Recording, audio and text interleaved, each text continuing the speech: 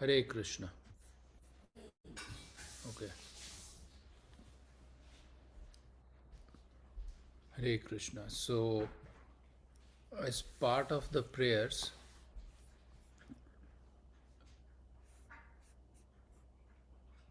1 minute, I'm just trying to find something. Okay. Okay, good. So, आप लोगों में से कितने लोगों ने भागवत गीता पढ़ी लास्ट वीक और आज के दिन के बीच में? Very nice. चलो, एक कैंडिडेट है जिन्होंने पढ़ा है। अब हम लोग नहीं, मैं अपना रेगुलर रूटीन में हम लोग हरे काफ़ी कृष्ण। बिजी हो जाते हैं, जैसे हरे कृष्णा संदीप। सो हम लोग इतने बिजी हो जाते हैं, और हम सब जानते हैं, अब एक दूसरे, अब संदीप और मैं हम लोग एक ही ऑफिस में, मतलब बिजी लाइफ है। पर हमको कहीं ना कहीं से थोड़ा तो समय निकालना पड़ेगा। करेक्ट। अब क्यों निकालना है? अब हम पहले तो हम ये मान लेते हैं कि हमारा फ़ायदा बहुत है इसमें, क्योंकि हमारा मेंटालिटी हमेशा यही कहता है कि हम क्या ये करेंगे तो हमारा फ़ायदा क्या है। पहला तुरंत आता दिमाग में, वहाँ जाएंगे तो क्या फ़ायदा है ना। अब ये जो फ़ायदा है वो इटर्नल है। हम लोग काउंट मेजर ही नहीं कर सकते इस भौतिक जगत में, इन मटेरियल वर्ल्ड में। हमारा जो फ़ायदा होता है वो टेम्पररी है। वो फ़ायदा आज हो भी सकता है, वो मिल भी सकता है, वो कल को मिलेगा नहीं मिलेगा गारंटी नहीं है। बट ये जो भक्ति वाला फ़ायदा है, ये इटर्नल है। आज आपने थोड़ी दिन भक्ति किया और कल को आपको मन में आया कि मुझे नहीं करना है, अब आप छोड़ दीजिए। बट भगवान को आपके जाते समय, जाते मीन्स आपको ये शरीर छोड़ते समय, भगवान को याद रहेगा कि आपने थोड़ी सी भक्ति की थी। तो आपको उसी अनुसार आपको नया शरीर दिया जाएगा, उसी साइकिल में आप जाएंगे। कितनी तकलीफ़ें झेलनी है नहीं झेलनी है, अगर आप इंसान, एक मान के चलते हैं एग्जाम्पल, हमें डॉग का, कुत्ते का जन्म मिलता है। आप देखिए आज की डेट में कोई कोई कुत्ते इंसान से अच्छी जीवन व्यतीत कर रहे हैं यहाँ पर वेस्टर्न कंट्री में। उनको ग्रूमिंग के लिए लिया जाता है, नेल कटिंग के लिए लिया जाता है, उनको नहलाने के लिए अलग से शैम्पू आते हैं। उनके खाने में प्रोटीन कितना है आप देखिए, एक ये ना। और उसी तरीके अगर हम डॉग को देखें इंडिया में या कोई थर्ड वर्ल्ड कंट्री में, उसको कितने दिनों तक खाना नसीब नहीं होता है तो डॉग डॉग ही। तो आपके कर्म अनुसार आपको जन्म मिला जाएगा, पर जाना आपको पूरा साइकिल 8.4 मिलियन बर्थ में जाना ही जाना है। करेक्ट। तो हमें जाना जरूरी है। तो मतलब अगर हम उसको और सहूलियत वाइज कर दिया जाए, तो कोशिश ये करना है कि भगवान का नाम स्मरण किया जाए। हम सब बिजी हैं, गारंटी है, कोई डाउट नहीं। क्योंकि हमें अपने रोजी रोटी के लिए कहीं ना कहीं काम करना पड़ेगा, मेहनत करना है। पर उसके बीच में कहाँ पर मैं टाइम निकाल सकता हूँ? शास्त्रों के हिसाब से है कि आप सुबह जितना ज़्यादा निकाल सकें वो बेटर है। जितनी जल्दी हम उठें, जैसे अभी बड़ी अच्छी बात है कि 8 बजे के कॉल में हम लोग आ गए, क्योंकि अभी मेरे 9 बजे की एक क्लास है जो मुझे अटेंड करनी है, और वो 1.5 घंटे तक चलेगी। ऐसा नहीं था कि मुझे कहीं जाना है, मैं घर में ही हूँ, मैं यहीं बैठा रहूँगा अभी 2.5 घंटे तक। पर वो एक गुरु महाराज, एक महाराज हैं, वो इंडिया से वृंदावन से क्लास देंगे, तो वो मुझे अटेंड करनी है। मैं यूजुअली हफ्ते में 2 या 3 क्लास अटेंड करता हूँ, ये टिपिकल है। तो अब 2 क्लास देता भी हूँ, कल मेरी एक क्लास भी है। बट हम लोगों को कहीं ना कहीं थोड़ा बहुत समय निकाल करके एक नियमित रूप से एक हैबिट बिल्डअप करना है कि मैं कब कर सकता हूँ, और वो करने का समय है सुबह। अगर आप चैंटिंग करते हैं, भाई मेरे को तो रात को ही टाइम मिलता है, हाँ, कोशिश है, वो बुरा नहीं है, वो अच्छा है। पर आप उसी को चेंज कर सकते हैं कि आधे घंटे जल्दी उठ जाए, अपना नहाना धोना, जो क्रियाक्रम, जो क्रिया है अपना मॉर्निंग का भगवान का, वो किया जाए। फिर बैठ के शांतिपूर्वक एक माला किया जाए। मतलब अपने लाइफ में वो थोड़ा पुश नहीं करेंगे ना, हमारा माइंड इतना ट्रिक होता है, वो बोलेगा अरे ठीक है चलता है। वो चलता है, चलता करते 1 हफ्ते हो गए, देखिए हम लोगों को भागवत गीता उठाने का टाइम नहीं मिल पाया, है ना। तो और भगवान, अच्छी बात क्या देखिए, आज एकादशी है, तो ये शास्त्रों के हिसाब से ये एकादशी क्यों बनाई गई है? कोई गैस करना चाहता है कि क्यों है ये एकादशी, महीने में 2 बार क्यों आती है, और इसके फायदे क्या हैं? हाँ, यश ध्वज। Ekadashi, isn't it like to prepare for death? To prepare for the death? नहीं, जरूरी नहीं है। Prepare for death is the every day you have to prepare for death actually. Not for the Ekadashi. But what is the benefit of Ekadashi? हम लोग usually, मैं जैसे बता रहा हूँ ना, हम लोग इंसान जिसमें हैं हमेशा ये सोचते हैं कि मैं ये करूँगा तो फ़ायदा क्या है. जो हमें एज ए भक्त सोचना ही नहीं है हमें फ़ायदा नुकसान का.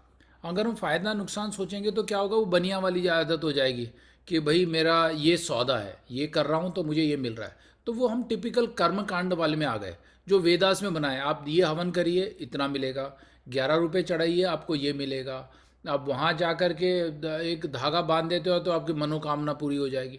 ये सब चीज़ें हमारी जो है ये एक्सपेक्टेशंस है. अगर एक्सपेक्टेशंस पूरी नहीं होंगी तो हमें क्या होता है, अगर एक छोटा बच्चा कोई खिलौना मांग रहा है, अगर आप दुकान के पास गए नहीं मांग रहा होगा तो क्या होगा, वो रोएगा दौड़ेगा रोड में पड़ जाएगा, मतलब अपनी तरफ से पूरा बेस्ट कोशिश करेगा, उसके बाद भी नहीं मिलेगा तो क्या होगा, अपना एंगरनेस दिखाएगा, अपसेट हो जाएगा. अब वो बच्चे की बात है. अब हम बड़ों में क्या हरकतें आदतें हैं, अगर नहीं मिलता है तो क्या होता है, हमको एंगरनेस ही इमीडिएटली आता है.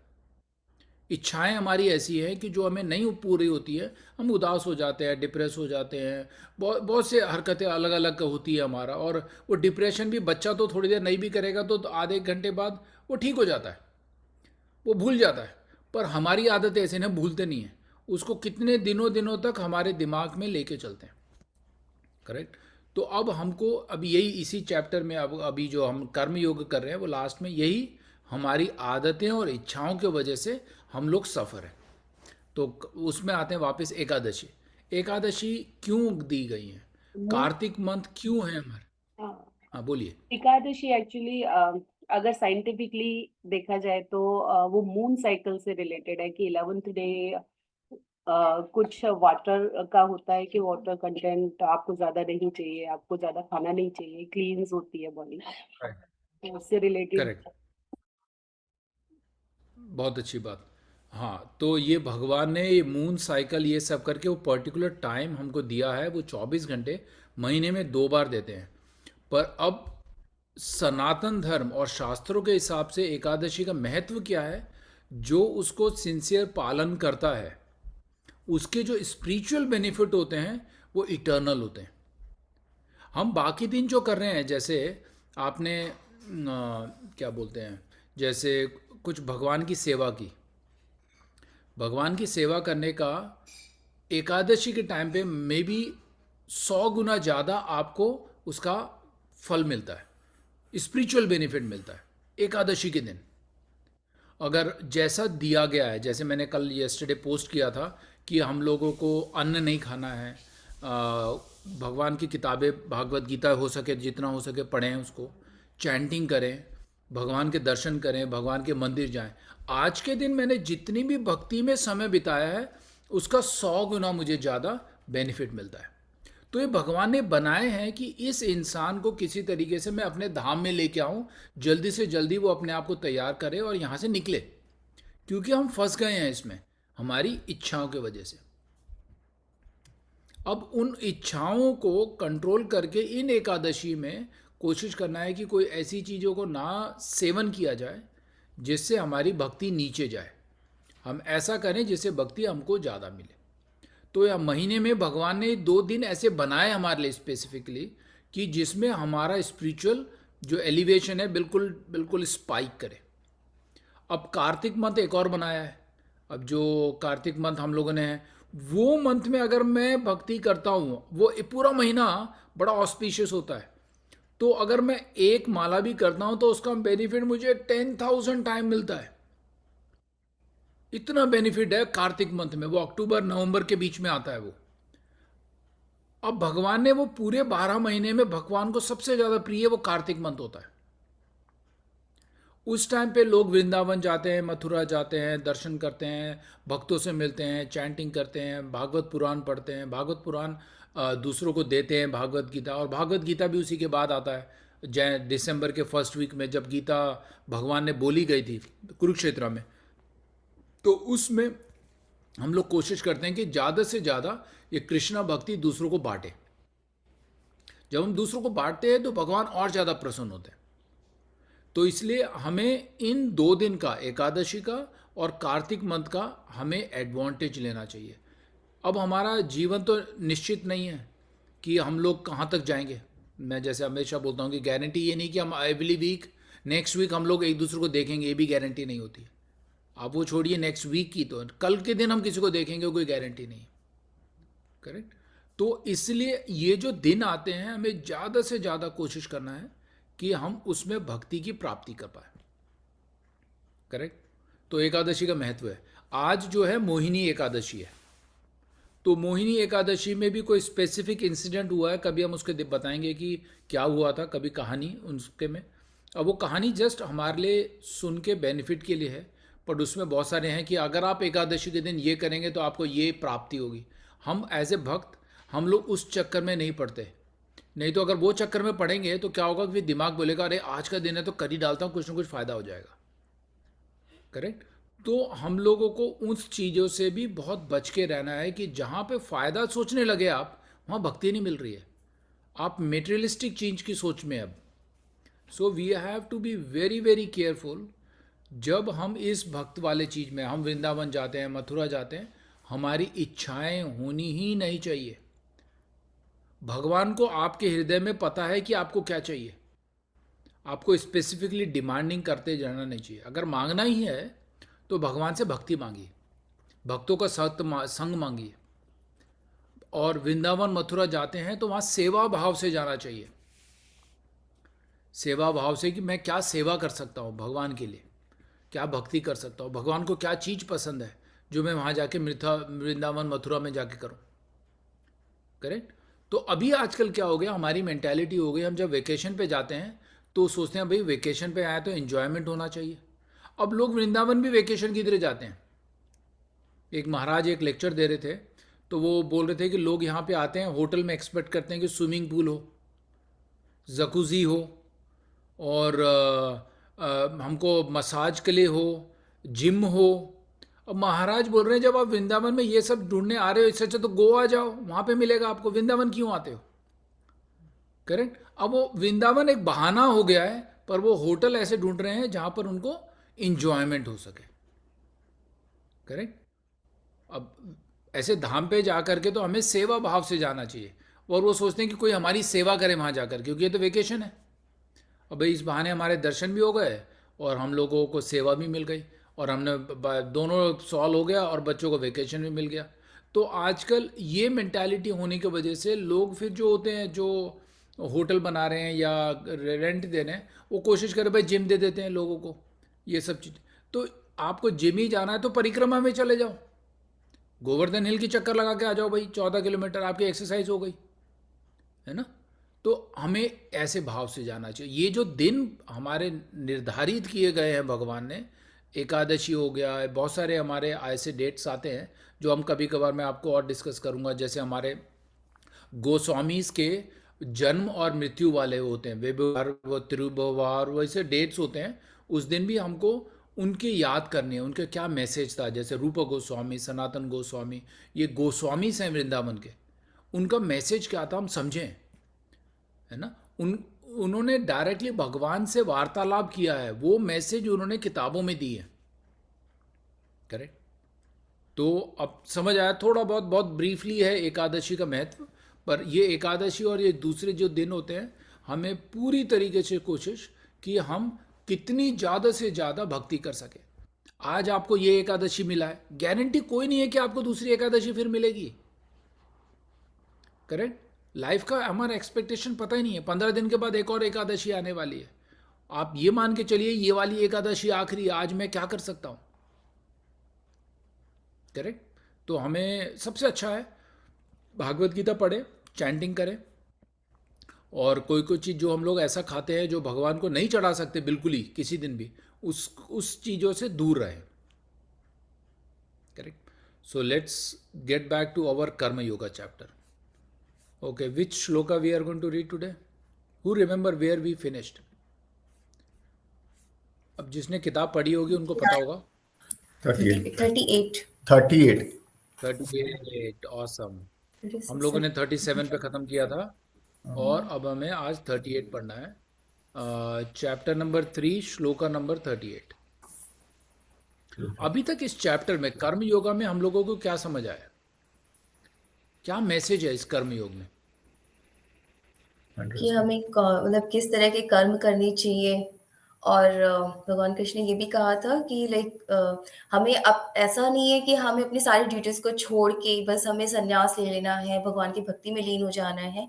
अपने कर्म करते रहें, बाकी फल की चिंता ना करें, बट जो भी करें उसमें हमें मतलब ये कॉन्शियस में रखना चाहिए कि हम कृष्णा को प्लीज करने के लिए वो सारे कर्म कर रहे हैं। एंड उसके बाद फिर अर्जुन ने ये पूछा था कि मतलब कई बार हम ना चाहते हुए भी बहुत सारी सिंफुल एक्टिविटीज करते हैं, तो उसका क्या रीजन है? हम्म। तो श्री कृष्ण कहते क्या हैं रीजन? कि मतलब इसके इसका मेन जिस रीजन है लस्ट, वो हमारे अंदर हम्म। मतलब थ्री प्लेसेस पे में होता है, लोकेट होता रिसाइड सेंसेस, करते हैं। माइंड एंड इंटेलिजेंस में। तो आगे उसी की बात करेंगे श्री कृष्ण की, मतलब इससे हम कैसे बच सकते हैं, इनको कैसे कंट्रोल में कर सकते वेरी कंट्रोल हैं। गुड। कर सकते कैसे कंट्रोल कर सकते हैं, है ना? तो ये हमारा रूट कॉज है। हम ऑफिस में हमेशा रूट कॉज ढूंढते फिरते हैं कि इसका क्या प्रॉब्लम है, तो रूट कॉज क्या है। तो हमारी रूट कॉज ही ये चैप्टर में कर्म योग में बताया। ये जो हमारे यहाँ फंसने का रीज़न है, लस्ट है ना? काम क्रोध मोह माया ये होता है, उसी में से एक रूप हमारा लस्ट का भी है। अब लस्ट हमारा कहीं भी, जैसे आपने बताया कि 3 जगह में रिसाइड करता है ना? जो माइंड है वो सबसे डेंजर है। आप उसको जितना आराम देंगे वो उतना ही इंजॉय करेगा, फिर उसके बाद बोलेगा और डिमांडिंग, और चाहिए और चाहिए। कभी ऐसा होता है कि वो मना कर दे, भाई हमें कोई अभी आईफोन का 15 का 16 आ रहा है, कोई तुरंत बोलेगा भाई फ्री में मिल रहा है। माइंड बोलेगा अरे नहीं नहीं, मेरे पास तो आईफोन 10 चल रहा है, उसी से काम चला लेंगे। होगा नहीं, फ्री में मिल रहा तो डेफिनेटली चाहिए भैया, अब नया मिल रहा तो हमारा माइंड, ये एक एग्जाम्पल है, वो हर जगह कहीं ना कहीं तरीके से इंजॉयमेंट चाहता है। अब अभी मैंने एग्जाम्पल जैसे वृंदावन का बताया, वो महाराज बता रहे थे कि लोग यहाँ पर आ रहे हैं, उनको air condition, full air condition room with swimming pool jacuzzi और एंटरटेनमेंट सिस्टम पूरा कुछ चाहिए। आपको वृंदावन और मथुरा में आके इंजॉयमेंट ही करना है, तो आप गोवा क्यों नहीं जाते?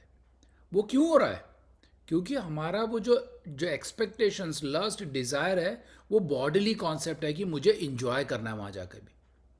हम लोग हर जगह वही ढूंढते फिरते हैं। ये हम लोग नहीं है, ये हमारा माइंड ऐसा सेटअप हो गया है कि हमें अब भैया वेकेशन पे तो जा रहे हैं, तो एन्जॉयमेंट आराम तो चाहिए ना। ये भाव से नहीं जाना है हमें। जब भी हम तीर्थ स्थान पे जाते हैं या कई भक्तों से मिलने जाते हैं, तो वहाँ जा कर के अपने जो जिज्ञासु होना चाहिए कि मैं क्या पूछूं उनसे, कि भाई इस लाइफ में, ह्यूमन बर्थ में मैं किस तरीके से भक्ति में आगे बढ़ूं। मैं कोशिश तो बहुत कर रहा हूं पर बढ़ नहीं पा रहा आगे। ये होता है, सिचुएशन होती है, कितने सालों से हम करते रहते हैं। क्यों होता है ये? Because of this lust. हम उसको छोड़ ही नहीं पा रहे, राइट? तो हमें उस चीज पे ध्यान देना है। चलो let's read 38। Let's go with Dwij. You want to read translation and purport? Dwij, या As 38। fire is covered by smoke, as a mirror is covered by dust, or as the embryo is covered by the womb. The living entity is similarly covered by different degrees of this lust. There are 3 degrees of covering on the living entity by which the pure consciousness is obscured. This covering is but lust under different manifestations, like smoke in the fire, dust on the mirror, and the womb above the embryo. When lust is compared to smoke, it is understood that the fire of the living is sparking their little too.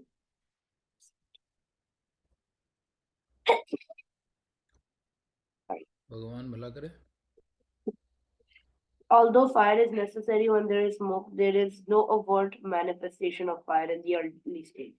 This stage is like the beginning of Krishna consciousness. The dust on the mirror refers to a cleansing process of the mirror, of the mind, so by so many spiritual methods. The best process is to chant the holy names of the Lord. The embryo covered by the womb is an analogy illustrating a helpless position, for the child in the womb is so helpless that he cannot even move. The stage of living conditions can be compared to that of the trees. The trees are also living entities, but they are put in such a condition of a life by such a great irruption of lust. They are almost all void of all consciousness. The covered mirror is compared to the birds and the beasts, and the smoke covered fire is compared to the human being. In the form of a human being, the living entity may revive a little Krishna consciousness. And if he makes further development, the fire of spiritual life can be kindled in this human form of life. Be careful handling of the snow, kill the fire. The fire can be made to blaze. Therefore, the human form of life is a chance for the living entity to escape the entanglement of material existence. In the human form of life, one can conquer the enemy lust by cultivating the Krishna consciousness under able guidance. Very nice. Thanks, Dwej. So, our understanding from this, before going to the detail, what Prabhupada is mentioned, and that Krishna is giving the example of fire, mirror, and that embryo and that covering part, right? So, what is okay? So, इस example में actually मैं इधर अम्मा भी बैठे हैं तो मैं हिंदी में बोलता हूँ। तो ये जो तीनों उदाहरण जो हमारे प्रभुपाद ने अभी दिया है, उसमें उसमें समझने से पहले एक चीज़ को समझना जरूरी है कि हम लोगों ने बहुत बार सुना है कि ये सेल्फ रियलाइज्ड पर्सन है। सुना है आपने ये शब्द कि ये है ना? तो उसका मतलब क्या है? हमने सुना तो बहुत बार है, सेल्फ रियलाइज्ड, उसको आत्मा की अनुभूति हो गई है। ये बड़ा भारी शब्द है, आत्मा की अनुभूति हुई है उस इंसान को। तो इसका मतलब क्या है? उसको भगवान के दर्शन हो चुके हैं, जैसे हम कहते हैं कि गोस्वामी लोग भगवान से बात करते थे। सो काइंड ऑफ कि वैसा उनको वो अनुभूति फीलिंग आ चुकी है कि वो दर्शन कर सकते हैं, आंखें बंद करके वो बात कर सकते हैं। वो मतलब they are in that correct. State. तो बिल्कुल, तो उसको उनको अपने अंदर जो परमात्मा है उसकी अनुभूति हुई है। वो अपने जीवात्मा और परमात्मा में आइडेंटिफिकेशन कर पा रहे हैं। करेक्ट। तो हम अपने हृदय में भगवान, हम लोग मानते हैं भाई परमात्मा अंदर रहते हैं, हम लोग फील कर सकते हैं कि भगवान है अंदर। बातें हम बहुत करते हैं जैसे भगवान तो हर जगह है, हृदय में भी है, बाहर भी है, इधर भी है, उधर भी है, पर हम लोग वो क्योंकि पढ़ी हुई बातें हैं उसी हिसाब से करते हैं, बट हम रियलाइज नहीं कर पा रहे। उसका रीज़न क्या है, क्यों नहीं कर पा रहे? क्योंकि हम मोह माया से घिरे हुए हैं, लस्ट में भी। करेक्ट। ये श्लोक और इसका जो डेफिनेशन है दैट इज द सेम। एक जहाँ आग होती है उसके ऊपर अगर धुआं हो या डस्ट, ये राख पड़ी हो, आपको दिख नहीं रहा है कि अंदर आग है। अगर आपको आग जलानी है तो वो ऊपर से जो स्मोक है उसको हटाना पड़ेगा। करेक्ट। और दूसरा एग्जाम्पल है जो मिरर होता है, शीशा है। अगर आपको अपना चेहरा देखना है उसमें, तो उसमें बहुत सारी धूल लगी हुई है, आपको वो हटानी पड़ेगी। अगर आपको अपना चेहरा देखना है, सेल्फ रियलाइज करना है, तो उसको हटाना पड़ेगा। तो तीसरा एग्जाम्पल है एम्ब्रियो। जिस तरीके से एक बच्चा अपने माँ के वो वूम में, बैग में, थाली में रहता है, वो अंदर है, मगर अगर वो हटाएंगे उसके बाद ही उसकी हमें अनुभूति होगी कि अंदर बच्चा है। तो ये तीनों एग्जाम्पल जो है हमारे ह्यूमन लाइफ को रिप्रेजेंट करने के लिए। इस तरीके से हम लोगों ने वो जो कवरिंग है, इस जैसे अभी संदीप ने बताया कि मोह माया लस्ट में हम लोग बिल्कुल कवर कर चुके हैं। हम अपने आप को पहचान ही नहीं सकते क्योंकि उसके ऊपर ये इतनी सारी लेयर लगी हुई है। अब ये लास्ट में एक लाइन क्या है उसी ट्रांसलेशन में कि the living entity is similarly covered by different degree of this lust. Different degree, किसी की बहुत बड़ी परत होगी, किसी की पतली होगी, किसी की बहुत भारी भरकम होगी, ऐसा है। तो डिफरेंट डिग्री का अपना लस्ट है।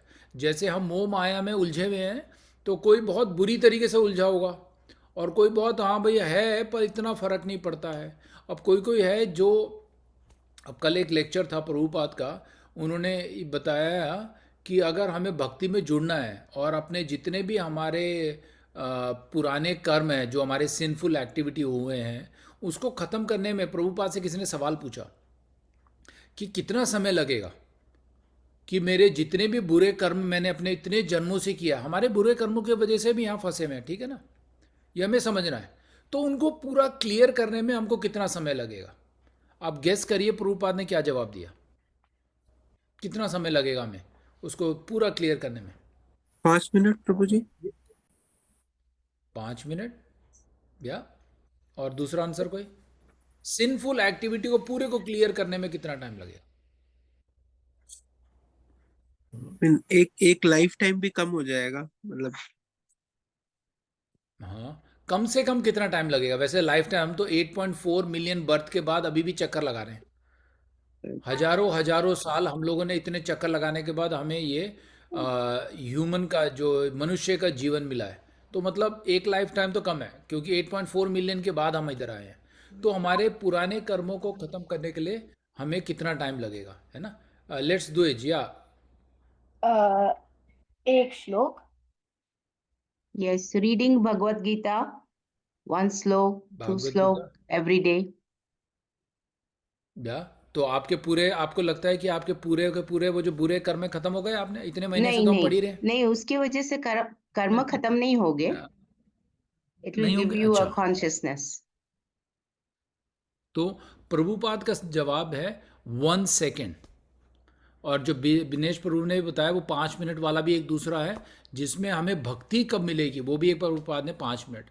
हमारे जितने भी जो सिंफुल चीज़ें हैं अगर मुझे ख़त्म करना है तो उसके लिए 1 सेकेंड लगेगा। तो हमारे ने तो इतने सेकंड दे दिए हम लोगों ने, क्यों नहीं ख़त्म हो रहे? क्यों नहीं ख़त्म हो रहे? क्योंकि वो संदीप ने वैसे सेल्फ आंसर बताया। Sir, हम लोग अभी भी सेंस ग्रेटिफिकेशन में ही लगे हुए हैं प्रभु जी.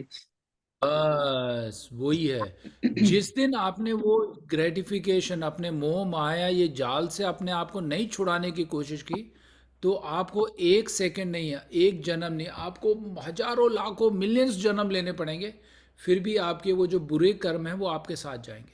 बट अभी ये जो अच्छी बात ये है कि हम एटलीस्ट इस मार्ग में चल पड़े हैं, कि हमें पता है कि अब ये मार्ग में चलने से जितनी भी हम थोड़ी सी भक्ति करेंगे तो भगवान हमको अपॉर्चुनिटी देंगे।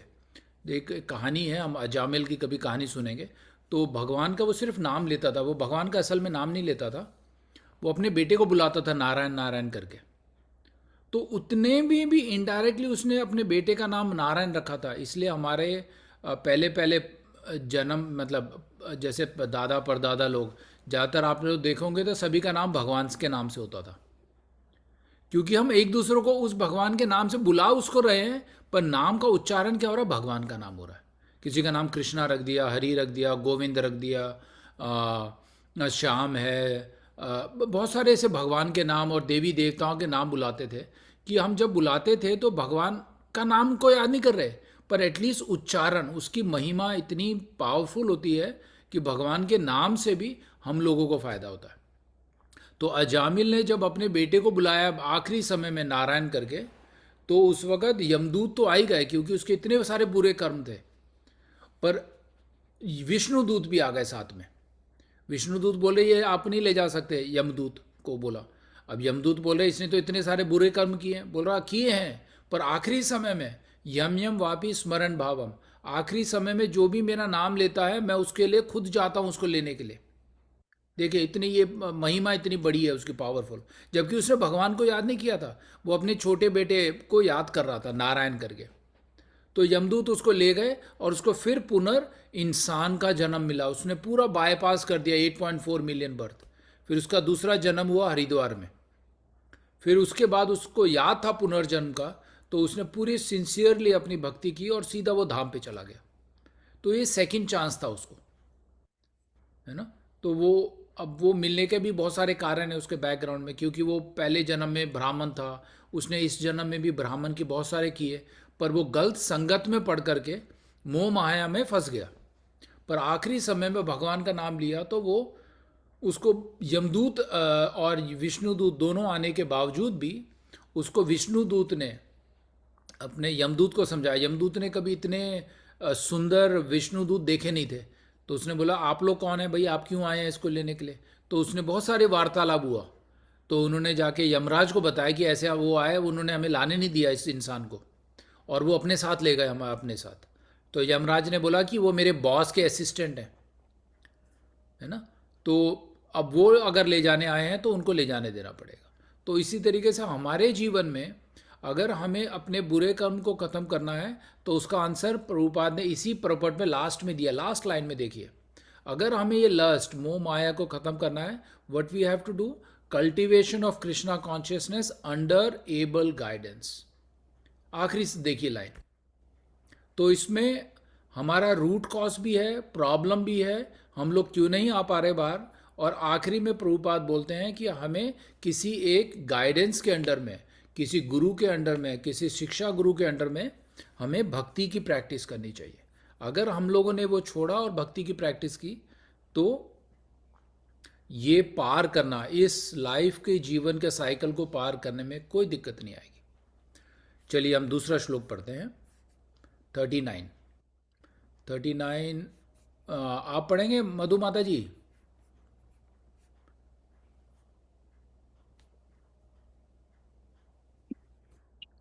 Does the wise living entity's pure consciousness become covered by his eternal envy in the form of lust, which is never satisfied and which burns like fire?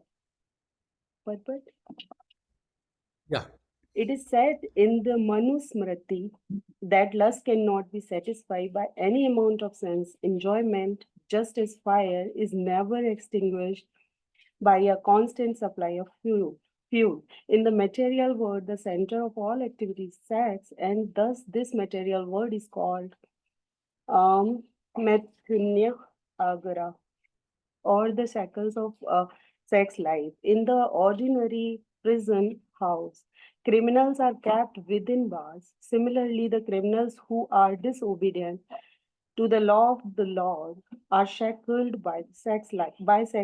The advancement of material civilization on the basis of sense gratification means increasing the duration of the material existence of a living entity. Therefore, this lust is the symbol of ignorance by which the living entity is kept within the material world. While one enjoys sense gratification, it may be that there is some feeling of happiness, but actually that is so-called feeling of a happiness is the ultimate enemy of the sense enjoyer. Yeah. So let's thanks Mataji for this one. So most of us, we understood from the purport what Prabhupada is trying to mention. So here the thing is, first of all, very clear that to fulfill our any amount of the sense enjoyment is not possible.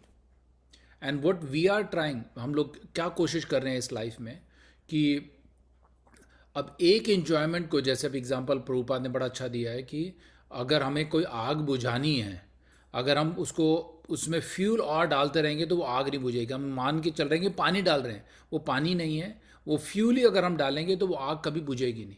तो हमारे जो lust की जो आग है, जो हमारे जो अंदर एक्सपेक्टेशंस है, डिज़ायर्स है, सेंस इन्जॉयमेंट है, वो हम लोग क्या कर रहे हैं कि उसको अगर भाई उसको और पूरा करने के लिए हम और करते जा रहे हैं, वो कभी पूरी होगी नहीं। तो इसी तरीके से अब हम उसमें बिल्कुल शैकल हो गए, मतलब बिल्कुल बंध गए हैं। अब उसको पार करने के लिए अब नेक्स्ट श्लोक में प्रभुपाद और कृष्णा ने बड़ा अच्छा समझाया है, 1 और 2 श्लोक में। तो हमारी प्रॉब्लम क्या है, अब हमारा रूट कॉज तो सबको पता लग गया कि हम इसमें फंस गए हैं। अब कभी कभार हम मानने को तैयार नहीं हैं, नहीं हम लोग तो नहीं है भाई, हम तो बड़े काफ़ी भक्त इंसान हैं, पर हमारा जो लस्ट है सिर्फ उसी से रिलेटेड नहीं है जो इस परपट में बताया है। हमारी जो इन्जॉयमेंट है बहुत वेरियस मोड में है, जैसे पिछले श्लोक में बताया डिफरेंट डिग्री ऑफ लस्ट है। ये किसी का थोड़ा कम होगा, किसी का कोई ज़्यादा होगा, किसी का बिल्कुल एक्सट्रीम हो जाता है। तो हमारे डिफरेंट डिग्री में, अब डेफिनेटली हम लोग जो इस भक्ति में हैं, हम लोग भागवत गीता सुनना चाहते हैं, तो हमारा वो लेवल नहीं है, वो एक्सट्रीम डेफिनेटली नहीं है। फिर भी हम कहीं ना कहीं से डायरेक्टली और इनडायरेक्टली इंजॉयमेंट करना चाहते हैं, करेक्ट। तो अब उसको कवर करने के लिए नेक्स्ट एक और श्लोक पढ़ते हैं। So let's 1 minute, who wants to read? Okay, let's Sandeep. Yes, I can. Okay Binesh, आपको इसके बाद मौका मिलेगा। Yes Sandeep. The senses, the mind, and the intelligence are the sitting places of this lust. Through them, lust covers the real knowledge of the living entity and bewilders him. Purpose. The enemy has captured different strategic positions in the body of the conditioned soul, and therefore Lord Krishna is giving hints of those places, so that one who wants to conquer the enemy may know where he can be found. Mind is the center of all the activities of the senses, and thus, when we hear about sense objects, the mind generally becomes a reservoir of all ideas of sense gratification, and and as a result, the mind and the senses become the repository of lust. Next, the intelligence department becomes the capital of such lustful propensities. Intelligence is the immediate next door neighbor of the spirit soul. L- Lusty intelligence influences the spirit soul to acquire the false ego and identify itself with matter, and thus with the mind and senses. The spirit soul becomes addicted to enjoying the material senses and mistakes this as the true happiness. This false identification of the spirit soul is very nicely explained in the Srimad Bhagavatam 10.84.13. आप Okay. सीधा definition पे पढ़िए उसका, the A human being. human being who identifies this body made of three elements with his self, who considers the byproducts of the body to be his kinsmen, who considers the land of birth worshipable, and who goes to the place of pilgrimage simply to take a bath rather than meet men of transcendental knowledge there, is to be considered like an ass or a cow. Yeah, Prabhupada explained very nice in this Right. also. So as we already discussed, the three place of our lust is sense, mind, and intelligence, right? That's where it resides. But to become an intelligent person, right? So what we have to do is we have to acquire the knowledge. The knowledge will come from these Srimad Bhagavatam, Bhagavad Gita, Purans, and all the books written by our Goswamis. So they are really telling the purpose and the solutions of this material life, how we can come after this, come out of this one. तो इस तरीके से जो प्रभुपाद ने बताया अभी कि हमें उन तीनों चीज़ों को कंट्रोल करने का हमारा जो ट्रू हैप्पीनेस है वो जब ही होगा हम जब उसको beyond out of the box सोचने की कोशिश करें। और वो हमें बाद में अभी प्रभुपाद और कृष्ण भगवान बताते हैं कि हमें जो नॉलेज है वो उससे अपने इंटेलिजेंस को कंट्रोल करना है। अब जब इंटेलिजेंस कंट्रोल करने लगेगा तो हमारा माइंड को फीड होगा, देन हमारे सेंसेस कंट्रोल में आएंगे। तो ये तीनों को चीज़ को करने के लिए हम और एक श्लोक पढ़ते हैं। तो लेट्स वन मोर श्लोक और may be two more shlokas. Okay, so next anyway Sandeep is there next. Khushboo Mata ji आप पढ़ेंगे, फिर उसके बाद दिनेश एक और श्लोक लेते हैं।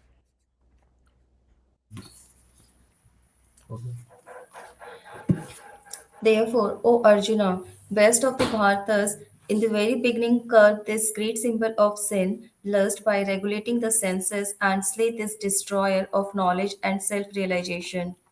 The Lord advised Arjuna to regulate the senses from the very beginning so that he could curb the greatest sinful enemy, lust, which destroys the urge of self realization and specific knowledge of the self. Jnana refers Jnana refers to the ज्ञान। knowledge of self as distinguished from non-self, or in other words, knowledge that the spirit soul is not the body. Vijnana refers to the specific knowledge of the spirit soul's constitutional position and his relationship to the supreme soul. It is explained thus in the Srimad Bhagavatam. The knowledge of the self and supreme self is very confidential and mysterious, but such knowledge and specific realization can be understood if explained with very various aspects by the Lord Himself. Bhagavad Gita gives us that general and specific knowledge of the self. The living entities are parts and parcels of the Lord, and therefore they are simply meant to serve the Lord. This consciousness is called Krishna consciousness. So, from the very beginning of life, one has to learn this Krishna consciousness, and thereby one may become fully Krishna conscious and act accordingly. Lust is only the perverted a reflection of the Lord, of the love of God, which is natural for every living entity. But if one is educated in Krishna consciousness from the very beginning, that natural love of God cannot deteriorate into lust. When love of God deteriorates into lust, it is very difficult to return to the normal condition. Nonetheless, Krishna consciousness is so powerful that even a late beginner can become a lover of God by following the regulative principles of devotional service. So, from the stage of life or from the time of understanding its urgency, one can begin regulating the senses in Krishna consciousness, devotional service of the Lord, and turn the lust into love of Godhead, the highest perfectional stage of human life. Very nice. So now, if you see that how the Krishna is saying that, so the lust itself is created by Krishna himself because of our desire. And now he's saying that, can you dovetail that one and change into the love of God? That is possible. We will learn more detail how my lust, my desire is, I can feed to the Krishna himself. So that is only be possible is mentioned here by following the regulative principles. So we will discuss that one also. Further it will come because in the very beginning stage, understanding the regulative principle, मैं फिर English में हो गया तो अब हम लोगों ने इसमें बताया कि अब जो हमारी जो इच्छाएं हैं, जो काम मोक्ष ये सब हैं, वो हम भगवान के लिए किस तरीके से हम डवटेल करें. करेक्ट. यहाँ मैं अभी बात करते करते भी क्या होता है कि अब श्लोक वहाँ पे हुआ है, अब अम्मा इधर बैठे तो अम्मा की हिंदी में बोलूँ. राइट. तो अब हमारी जो इच्छाएं हैं हम किस तरीके से अपने ये प्रैक्टिस है. ये होगा कैसे? मैं तो हमारी इच्छाएं तो ख़त्म हो ही नहीं रही है ना. अब उन इच्छाओं, ये इच्छाएं भी भगवान ही हमारी क्रिएट कर रहे हैं क्योंकि हमारे कहीं ना कहीं बहुत टाइनी सा डिज़ायर था. हम भगवान के साथ ही थे, हम सब वहीं थे, भगवान के साथ ही खेलते थे, भगवान को सब सेवा करते थे हम वहाँ पर क्या हुआ कि हमारे में भी मन में इच्छा हो और भाई मेरे को भी ऐसा एंजॉयमेंट मिलता, मैं भी ऐसे इंजॉय करता. जैसे वो भाव हमने भगवान के साथ जाहिर किया तो भगवान ने बोला तथास्तु. उन्होंने हमें दूसरे हेवनली प्लैनेट, इंदिरा प्लैनेट या चंद्रा प्लैनेट में भेज दिया. अब वहाँ हमने हजारों साल तक अपनी इच्छाओं को पूरा करने के लिए इंजॉय किया. उस इंजॉयमेंट में हमसे गलतियाँ भी हुई. अब वो गलतियाँ की वजह से और हमारी इच्छाओं की वजह से हम we fall down again further, नीचे के हमारे और लोक में हम आते गए. आते आते अब हम इस भूलोक में आ चुके हैं जहाँ पर हमारी इच्छाएं ख़त्म ही नहीं हो रही हैं.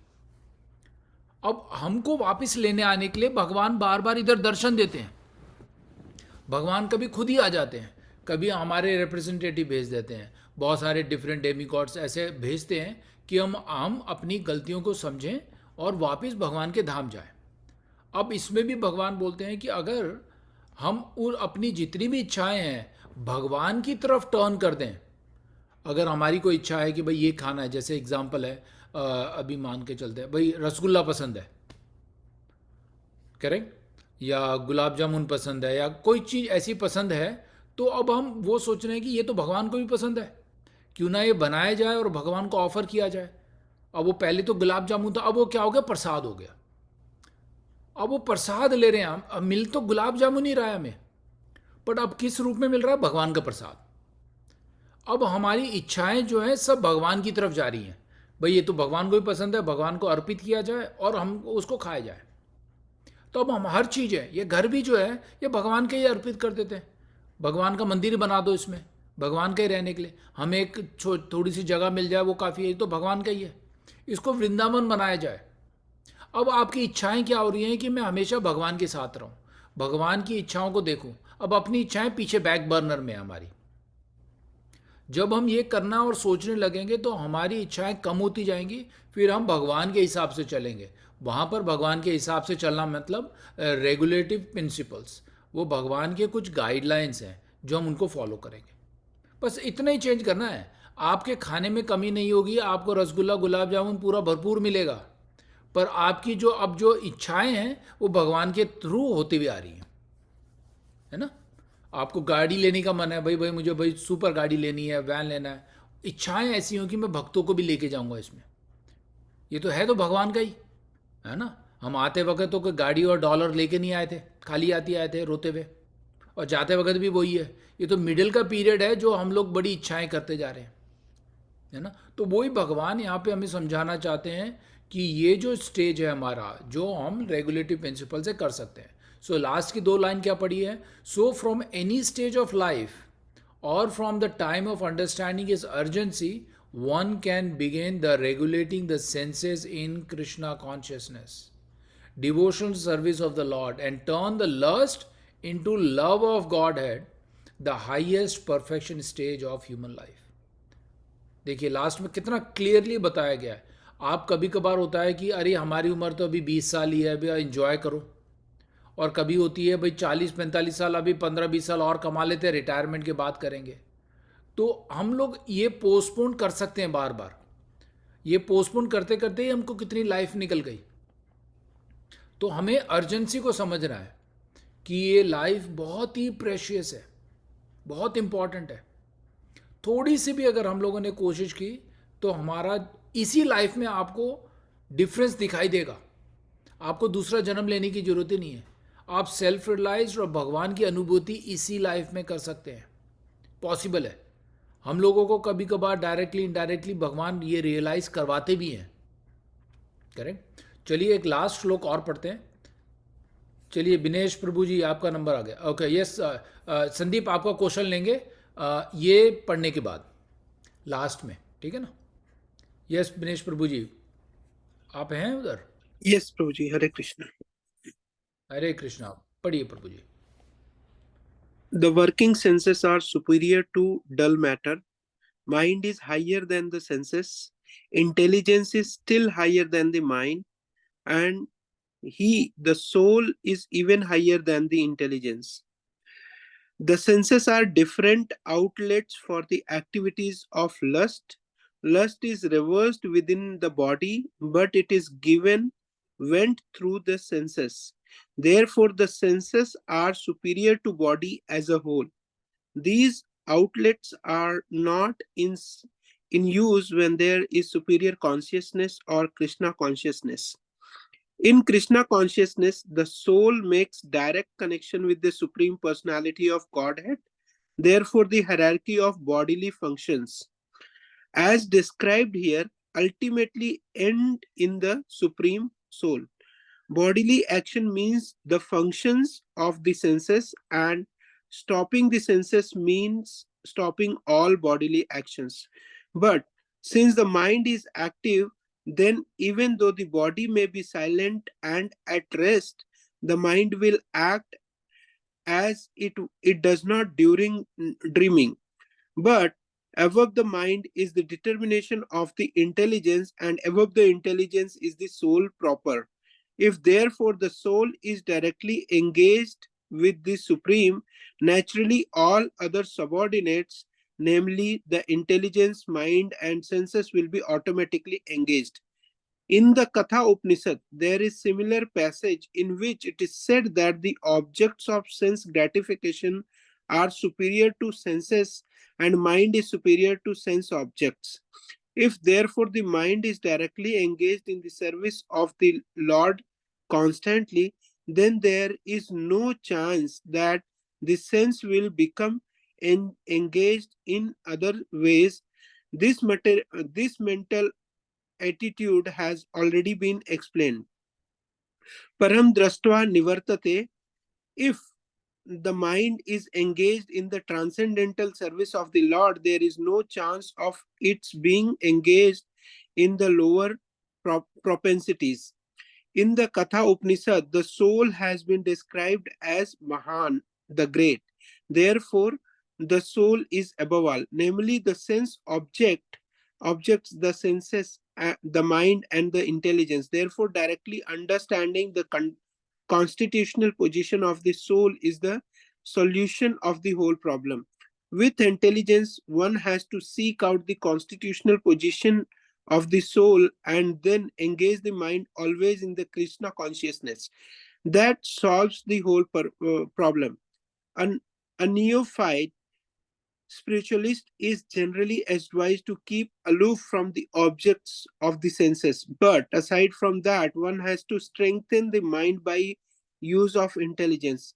If by intelligence one engages one's mind in Krishna consciousness by complete surrender unto the Supreme Personality of Godhead, then automatically the mind becomes stronger, and even though the senses are very strong, like serpents, they will be no more effective than serpents with the broken fangs.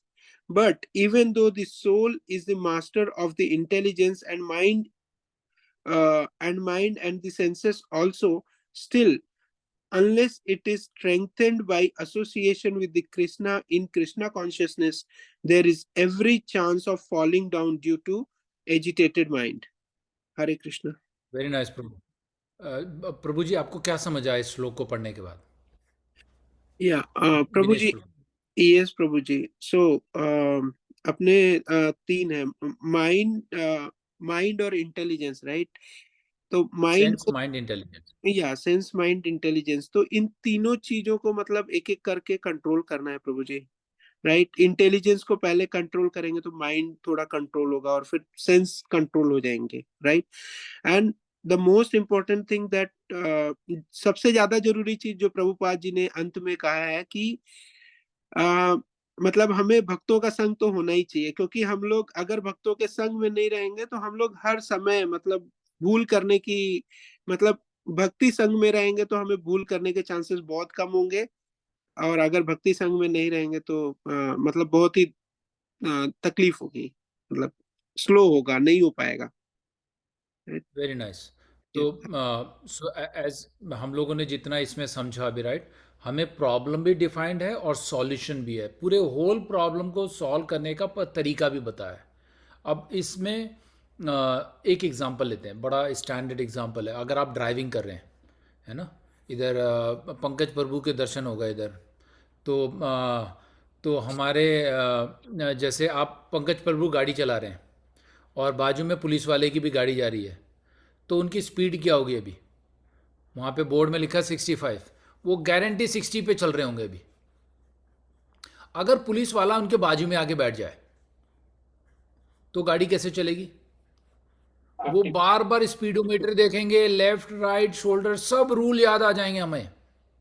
ये हमारी mentality है। वो क्या है? संगत। इसलिए हम जब भक्तों का संगत करते हैं तो हमारा ऑटोमेटिकली माइंड जो है वो कंट्रोल हो जाता है। हमें मालूम है कहीं गलती तो ना हो जाए, कहीं गलती ना हो जाए, वो क्या कर रहे हैं ये देखूं मैं, उनसे सीखूं मैं, क्योंकि उन्होंने पहले से सीखा हुआ है। तो वो हमें वो कॉप्स जो है वो एसोसिएशन है, हमारे जो गुरु हैं वो हमारा एसोसिएशन है, भक्तों का संगत एसोसिएशन है, गोस्वामी हमारा एसोसिएशन है। हम अभी कोई कोई ऐसा है कि जैसे कोई कोई गुरु हमसे बार बार नहीं मिल पाते, पर उनकी किताबें हमारी हैं, उनका एसोसिएशन। जब हम उसको बार बार पढ़ते रहेंगे तो ये तीनों जो हमारी सेंस, माइंड और इंटेलिजेंट ऑटोमेटिकली हमारे कंट्रोल में आएंगे। सेंसेस हमारा चैनल है जिसके थ्रू हम अपनी सब कुछ फुलफिलमेंट करते हैं। कहीं पे कहीं खुशबू आ रही है, बहुत अच्छी खुशबू है, और पता नहीं है कि क्या बना हुआ है, क्या दिखा है, इमीडिएटली वो माइंड को बोलेगा भाई जाके खाना शुरू कर दे उसको, करेक्ट? तो सेंस हमारा चैनल है जिसके थ्रू वो फुलफिल करेगा माइंड को। माइंड से बोलेगा फर्स्ट क्लास है। फिर इंटेलिजेंट अगर अच्छी तरीके से नॉलेज से भरा हुआ नहीं है तो इंटेलिजेंट को इग्नोर करेगा, अरे ठीक है तुम्हें मन कर रहा खाओ। तो इन तीनों चीज़ों को कंट्रोल करने का सबसे अच्छा तरीका है भक्तों का संगत। और भक्तों की संगत से जब हमें कृष्णा कॉन्शियसनेस सीखने को मिलेगा, समझने को मिलेगा कि रूल रेगुलेशंस, रेगुलेटिव प्रिंसिपल क्या है, तब ऑटोमेटिकली माइंड बोलेगा ये करना है या नहीं करना है, because based on the intelligence और द नॉलेज जो हमको भक्तों से मिला है ना। एग्जाम्पल हमेशा लेके चलिए, ये कॉप्स वाला बड़ा इंपॉर्टेंट है। अगर आप अपने साथ कॉप्स रखते हैं, आप गारंटी अगर 60 लिखा हुआ है 80 पे चला के दिखाइए, कोई नहीं कर सकता। आपके साथ में नहीं, आपके पीछे, जैसे ही पता चलता है कि वो कॉप्स की गाड़ी है, आप इमीडिएटली ब्रेक करके 65 पे लेके आते हैं। ये मेरे साथ भी होता है, करेक्ट? वो हमारे पीछे भी ना हो, वो पुल के ऊपर खड़ा भी होगा, फिर भी हम स्पीड कम करते हैं कि गन लेके ना खड़ा हो। हमें भी टिकट ऐसे मिली, हम लोग कर रहे थे, ओवरटेक कर रहे हैं, तो कितनी चीज़ों हम ध्यान देते हैं। अपना स्पीडोमीटर देखते हैं भाई सबने सीट बेल्ट पहनी है नहीं पहनी, वो खड़ा दूर है, फिर भी उसका असर इतना होता है। अब आप मान के चलिए अगर आप भक्तों के साथ रहेंगे तो आपका माइंड और ये कितनी जल्दी कंट्रोल होगा। तो ये है बातें, मतलब बहुत सारी फिलॉसफिकल बातें हैं इन पूरे पैसेज में जो प्रभुपाद हमें एग्जाम्पल के थ्रू समझाना चाहते हैं। बट हमें थोड़ी सी बारीकी से लेना है कि इस माइंड को कंट्रोल करने के लिए अर्जुन ने खुद हाथ खड़े कर दिए थे कि भाई मैं माइंड को नहीं कंट्रोल कर सकता, मैं विंड को कंट्रोल कर सकता हूँ, पूरी दुनिया जहाँ को कंट्रोल कर सकता हूँ अपने तीर कमान से। ये माइंड कंट्रोल करना आसान नहीं है ना। तो अब हमें इस भक्ति में इस माइंड, सेंस और इंटेलिजेंस को कंट्रोल करने का सबसे अच्छा तरीका है ये कृष्णा भक्ति, और वो भक्ति मिलती है भक्तों का संगत के साथ।